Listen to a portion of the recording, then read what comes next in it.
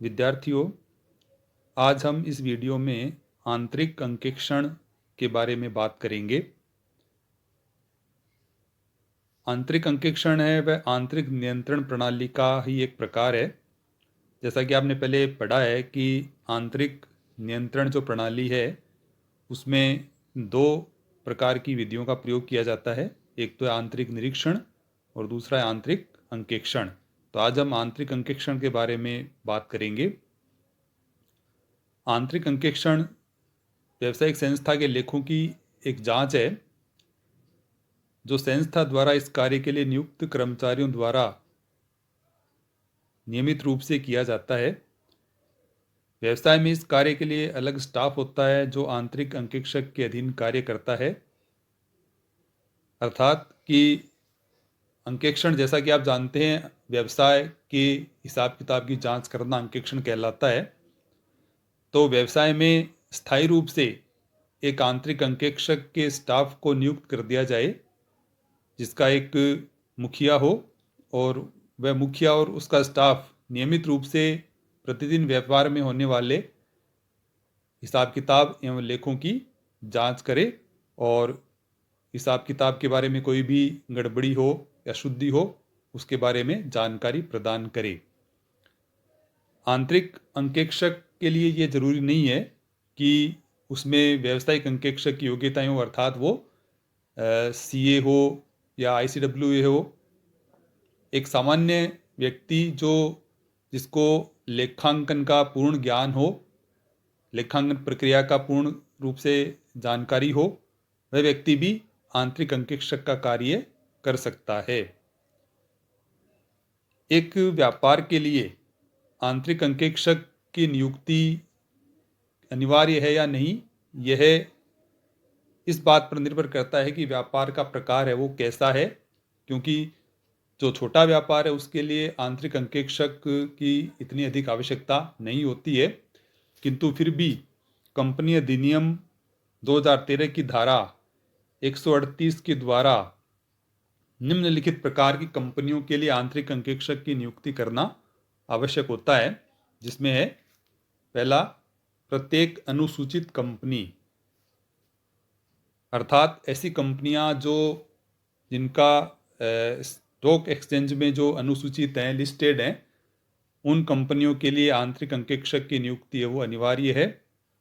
इसी प्रकार प्रत्येक गैर अनुसूचित कंपनी जिसकी प्रदत्त अंश पूंजी गत वित्तीय वर्ष के दौरान 50 करोड़ रुपया अधिक रही हो, उसकी बिक्री गत वित्तीय वर्ष के दौरान 200 करोड़ रुपया अधिक रही हो, सार्वजनिक वित्तीय संस्थाओं से लिए गए ऋण अथवा उधार विगत वित्तीय वर्ष में किसी भी समय 100 करोड़ रुपए से अधिक रहे हों, तथा अदत्त जमाएं जो गत वर्ष में किसी भी समय 25 करोड़ रुपए या उससे अधिक रही हो, उन गैर अनुसूचित कंपनियों के लिए भी आंतरिक अंकेक्षक की नियुक्ति करना अनिवार्य होता है।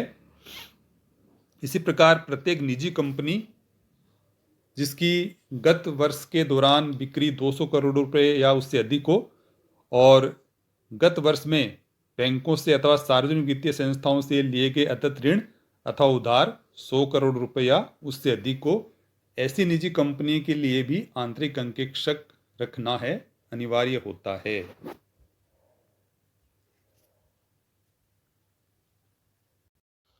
जैसा कि मैंने पहले बताया कि आंतरिक अंकेक्षक के लिए कोई व्यावसायिक योग्यता होना आवश्यक नहीं होता है, अर्थात उसका चार्टर्ड अकाउंटेंट होना अनिवार्य नहीं है।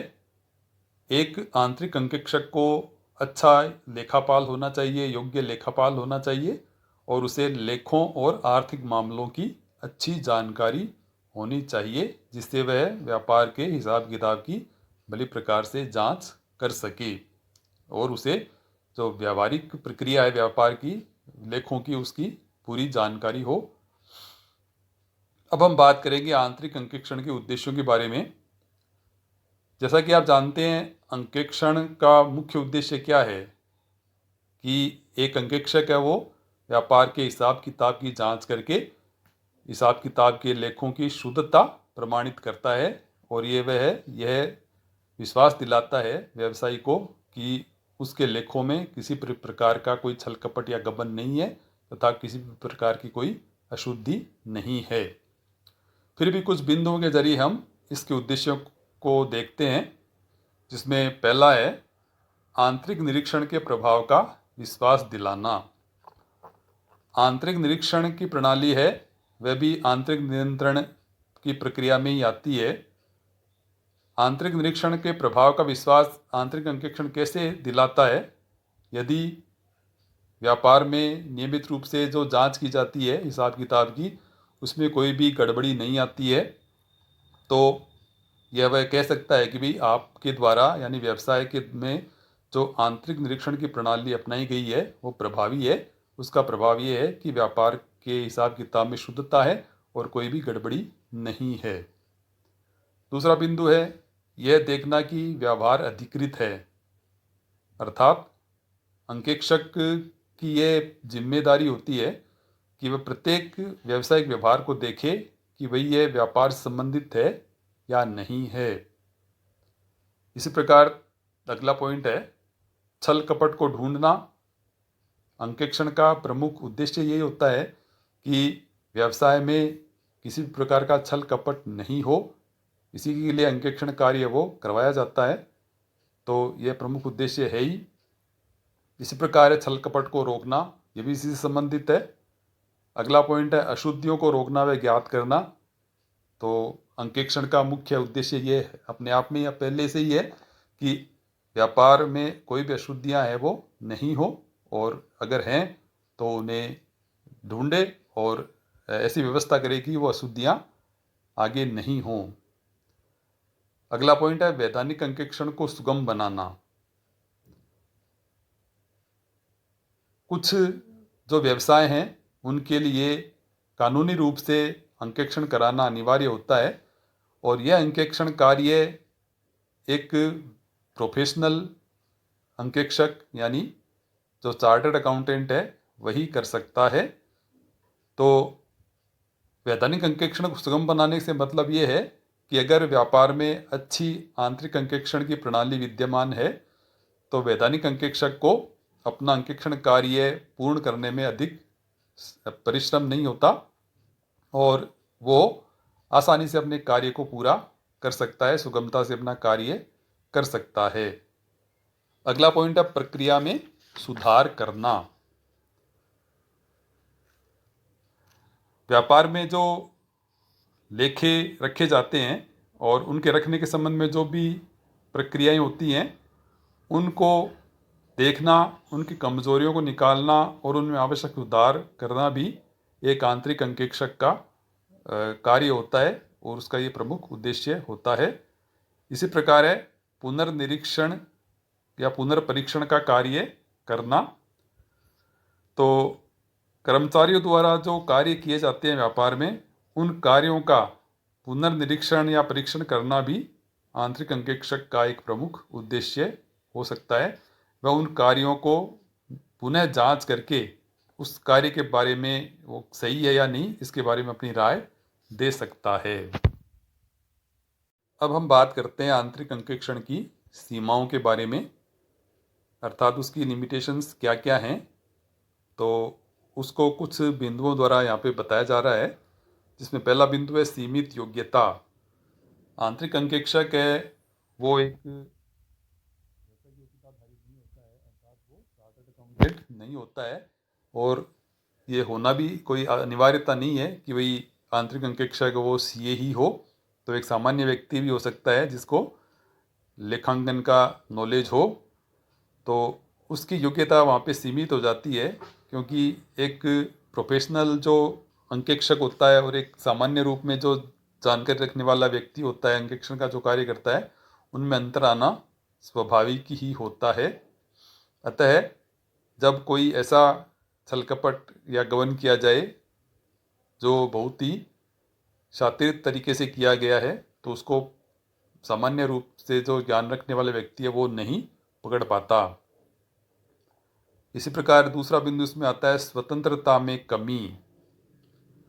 आंतरिक अंकेक्षण के कार्य में जो व्यक्ति लगा हुआ होता है या जो स्टाफ लगा हुआ होता है वो व्यवसाय के ही कर्मचारी होते हैं, यानी व्यवसाय के द्वारा ही उनकी नियुक्ति होती है। वो अपने आप में स्वतंत्र नहीं होते, वो व्यापार के स्वामी या प्रबंधकों के अधीन ही कार्य करते हैं, तो वो उनके अनुचित प्रभाव से मुक्त नहीं हो सकते। यदि कोई अधिकारी उन पर कोई दबाव डालता है किसी गलत कार्य करवाने के लिए, तो वो उसको एकदम से मना नहीं कर सकते। इस प्रकार इनके अपने कार्य करने की स्वतंत्रता में कमी आ जाती है। इसी प्रकार अगला बिंदु इसमें है कर्मचारियों का विविध कार्यों में उपयोग। आंतरिक अंकेक्षक के कार्य में जो कर्मचारी लगे हैं वो व्यापार के ही कर्मचारी होते हैं, तो कई बार क्या है कि व्यापार में उनका अन्य जगह उपयोग भी किया जा सकता है, अंकेक्षक कार्य से हटा के उनको कोई दूसरा कार्य भी दिया जा सकता है। तो इसका प्रभाव यह होता है कि वो अपने उस मुख्य कार्य को भूल के अन्य कार्य करने लगते हैं, तो उनकी इससे कार्य कुशलता में कमी आती है और फिर वो छल कपट या अशुद्धियाँ ढूंढने में लापरवाही भी कर सकते हैं। इसके बाद अगला बिंदु है भाईचारा व लिहाज। आंतरिक अंकेक्षण के काम में लगे हुए कर्मचारी और जो अन्य कर्मचारी हैं दूसरे विभागों के, वो साथ साथ ही कार्य करते हैं, तो उनमें आपस में जान पहचान भी होती है, तो वो अपने साथी कर्मचारियों के लिहाज से मुक्त नहीं हो सकते और निष्पक्ष रूप से अपना कार्य कर पाने में वो कई बार असमर्थ हो जाते हैं। और अंतिम बिंदु इसमें आता है पूर्वाग्रह रखना।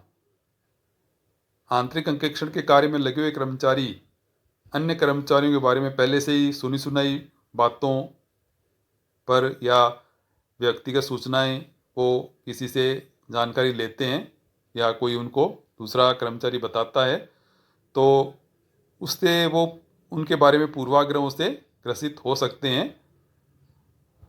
जैसे किसी कर्मचारी ने मान लो किसी के लिए कहा कि भाई वो व्यक्ति ऐसे ऐसे काम गलत कार्य कर रहा है या इस तरह का व्यक्ति है, झूठ भी कह सकते हैं। तो इस प्रकार किसी व्यक्ति के बारे में पहले से ये मान के चलना कि भाई वो फ्रॉड कर सकता है, गबन कर सकता है या इसने किया है, तो इस प्रकार से पूर्वाग्रह रखना भी एक अंकेक्षक के कार्य को दूषित करता है, क्योंकि एक अंकेक्षक का ये कर्तव्य होता है कि वह पहले से किसी को चोर मान के अपना कार्य नहीं करे, उसको केवल उसकी देखभाल करनी होती है। और आगे आपको एक इसमें बहुत अच्छा कोटेशन आता है कि अंकेक्षक को शिकारी कुत्ता नहीं बल्कि रखवाली करने वाले कुत्ते के समान होना चाहिए, जिसके बारे में एक ये जो कोटेशन है ये केस के बारे में दिया गया है न्यायाधीश के द्वारा, जिसके बारे में आगे अपन जब चर्चा करेंगे विस्तृत रूप से।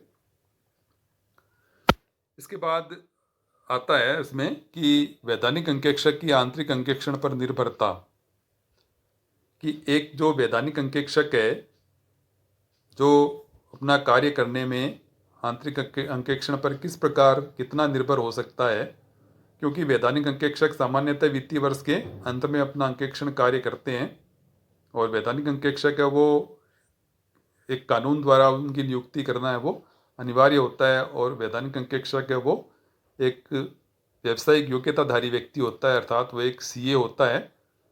तो एक वैधानिक अंकेक्षक किस सीमा तक आंतरिक अंकेक्षक द्वारा किए गए कार्य पर निर्भर करे या विश्वास करे, यह आंतरिक अंकेक्षक एवं उसके स्टाफ की कुशलता, योग्यता, अनुभव एवं स्वतंत्रता पर निर्भर करता है कि उन्होंने किस सीमा तक किसी व्यवहार की जांच की है। यदि वैधानिक अंकेक्षक को यह विश्वास हो जाता है कि आंतरिक अंकेक्षक ने कार्यों की पूर्ण रूपेण से जांच की है, पूरी तरीके से जांच की है, तो वह उस संबंध में अपने कार्य को कम कर सकता है, किंतु उसे यह अपना कार्य कम करना बहुत सोच विचार कर करना चाहिए, क्योंकि ये ज़रूरी नहीं है कि कोई दूसरा व्यक्ति जो कार्य करता है वो उसे अपन 100% सही मानकर ही चलें। अतः हम यहाँ पे ये कह सकते हैं कि एक व्यापार में आंतरिक अंकेक्षण प्रणाली का होना वैधानिक अंकेक्षण की वांछनीयता तो कम नहीं करता है, और दोनों में से कोई भी एक दूसरे का पूर्ण रूप से स्थान भी नहीं ले सकते हैं। अर्थात कि वैधानिक अंकेक्षक के कार्य को या उसकी जिम्मेदारी को एक आंतरिक अंकेक्षण प्रणाली कम नहीं करती है।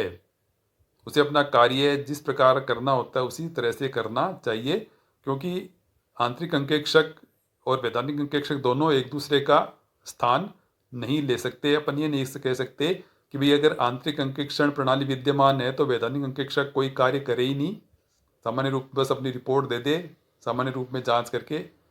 ये नहीं हो सकता। दोनों का अपना अपना अलग महत्व होता है। आंतरिक अंकेक्षक तो इसलिए अपना काम करता है कि वर्ष के अंत में वैधानिक अंकेक्षक को ज़्यादा असुविधा न हो काम करने में और वह अपना कार्य शीघ्रता से कर सके। और व्यवसाय की दृष्टि से ये है कि आंतरिक अंकेक्षण अगर संस्था में रहेगा तो कर्मचारी जो के कार्यों की जांच होगी, तो कर्मचारियों में भी ये डर रहेगा कि उनके कार्यों की जांच निरंतर रूप से हो रही है, तो अपना कार्य भली भांति पूर्ण रूप से करेंगे और छल कपट या गबन के बारे में भी ज़्यादा वो नहीं सोचेंगे।